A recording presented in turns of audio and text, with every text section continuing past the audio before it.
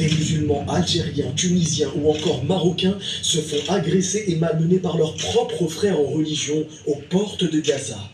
Qui aurait cru que l'injustice et l'oppression viendraient de nos propres frères en religion? Et ce comportement, cet événement, a été prophétisé par le messager d'Allah comme étant un signe flagrant de la fin des temps. Entre pleine guerre ouverte qui débute entre l'Iran et Israël, un signe est passé inaperçu au sujet de Gaza. L'indifférence entre frères de même religion. Mais n'allons pas trop vite. Mettons du contexte dans ce qu'il se passe.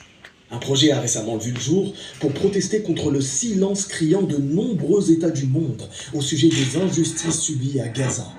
Ainsi, plusieurs personnes du monde entier se sont donné rendez-vous en Égypte pour pouvoir manifester et marcher vers Gaza afin que cessent ces injustices. Des personnes de Belgique, de France, du Maroc, d'Algérie, de Tunisie et de nombreux autres pays encore. Et pour la plupart, ces personnes se sont vues refuser toute entrée sur le territoire égyptien. D'autres, déjà présents sur place, se sont vues forcées de monter dans des bus en vue de leur expulsion imminente.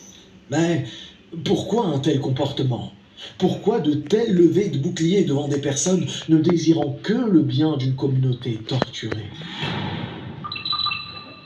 Parmi les signes de la fin des temps, viendra l'indifférence entre les gens. Parlons-nous de l'indifférence entre les peuples? Non. Parlons-nous de l'indifférence entre les pays? Non.